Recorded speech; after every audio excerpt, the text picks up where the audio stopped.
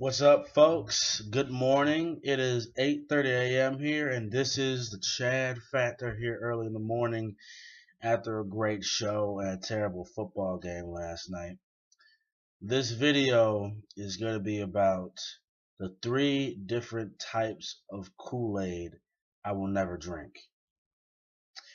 Now, I'm going to go into first, I'm not going to drink the racism, white supremacy, white privilege, Jim Jones Kool-Aid, which means I am not going to come here and say white supremacy is the biggest thing holding me back, racism is the biggest holding me back, although it exists, although there are barriers there to go against it. And I say that because even during slavery and during Jim Crow, people keep saying, okay, we were forced to do our own business, do our own thing, but we were more self-sufficient as a people than how we are now. And now we have to depend on everybody. And this is what Louis Farrakhan has said. This is what Thomas Sowell has said. This is what a plethora of prominent black people have said in times past, that we're more sufficient after slavery and during Jim Crow and before integration. And you can look up. I'll give you two books to look up. Give me a second. You can look at this book. It talks about the black family, how we were productive, the black family in slavery and freedom, by Herbert Gutman, as opposed to E. Franklin Frazier and Thomas Sowell. It details how our family structure, how we were had businesses and had families, um, a better family structure after slavery and before integration than our out of wedlock birth right now. You can also read this book right here, Black Rednecks, White Liberals by Thomas Sowell. Talks about how we had schools, how we had education, how we were growing wealth in our neighborhoods and in our areas during the Jim Crow era, but people don't want to talk about that.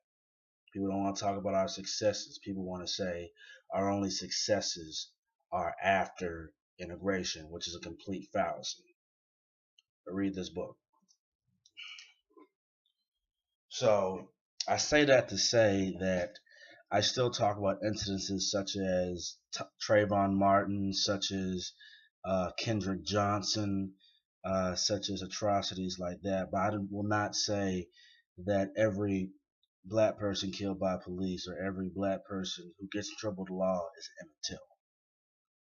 And I will only compare Kendrick Johnson to Emmett Till because his face was beat into a bloody pulp and you could barely recognize him. But I'm still not going to drink the racism, white supremacy, Jim Jones Kool-Aid, because the fact is we are $1 trillion consumer and we can use our wealth, because people always say they give loans to the other businesses, to out of country businesses who are foreigners, but we're still $1 trillion consumer. So we still spend a lot, but we can actually utilize the money and utilize the resources to do it. So that's my pet peeve on that. And we can also defend ourselves. And I also made a video about me being pro-gun. We actually defended ourselves against the Klan, and without people with guns, the civil rights movement would not have happened. So we can also use our Second Amendment. So I'm not going to sit here and say that all of us are just victims and we can't defend ourselves and we shouldn't hold ourselves to any accountability. So that's that. Now, the second type of Kool-Aid that I will not drink is the pro-Israeli Israel Kool-Aid. I will not support a country that sterilizes Ethiopian women and kills thousands of innocent people. Now, it's not to say Israel is a holy land, but it's just the people of that land are not truly of God and are not ruling it like God would want them to, by having people under just one section of land, Gaza, and killing and bombing innocent people, because I hear people, say, oh, Hamas, oh, they want to kill the Jews and everything like that. And I'm not doubting that's what people on some of the Palestinian side say, but the fact remains is Hamas has um, rockets. Hamas has homemade rockets. Israel has heat-seeking missiles and nuclear bombs. Come on now. Don't be BSing me. You're not going to sit here and tell me that 34 people, because 34 Israelis have died for the last 8 to 9 years in the war, but thousands more have died. Palestinians and other people have died under what Israel is doing to bomb them. So I don't want to hear the BS about Israel being an innocent place. Israel has nukes. Israel has heat-seeking missiles. So when people say they're trying to defend themselves, it's BS to me, because who's gonna mess with them in the Middle East? They have nuclear weapons. Come on now. They're not an innocent little country that's just trying to defend itself. And people seem to always forget that Israel created Hamas in the first place. So I just want people to just stop drinking the Kool-Aid and stop thinking that they're just so innocent that they do nothing wrong. Okay? That's all I want to prove to people. And I'll post some links in the description box to show you why you shouldn't drink the pro-Israeli Kool-Aid or the white supremacy Kool-Aid, Jim Jones white supremacy Kool-Aid. But just stop drinking the Kool-Aid and research more about what's going on in Israel and what the leadership is doing, because I'm just focusing on the leadership, not the land itself.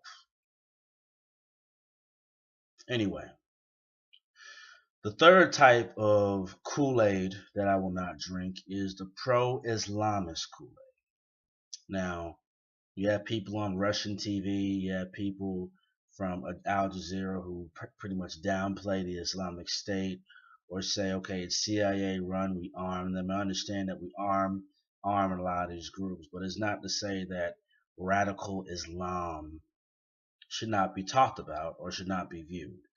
We shouldn't leave alone the fact that in most Islamic and Arabic countries, a woman can actually get the death penalty for getting raped, or get stoned to death for being raped. That's a war on women. They're not allowed to use cars. They have to cover themselves. So when I hear people always talking about Israel and don't talk about them killing Christians and killing innocent people, the militant Islamists, I just laugh at them if you're not going to talk about both equally.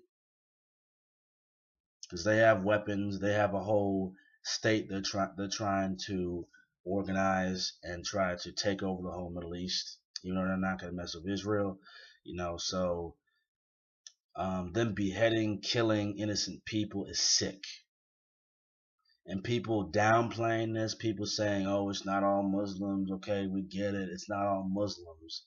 And, they do want to push that for the 9/11 attack, to say, oh, but at the same time, these are not innocent people dancing in the land, dancing in the tulips and all that. Come on now.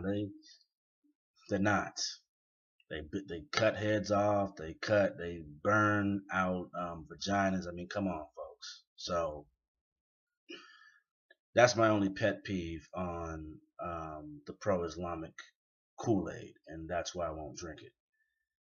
And just one more thing before I go. Hold on. If you want to read a book on the Israel situation, read this. This is the general's son. This is a man who's the son of a general of Israel. Please get this book. It is a very, very excelente book. All right. So, but on the pro-Islamist thing, all of them are not innocent.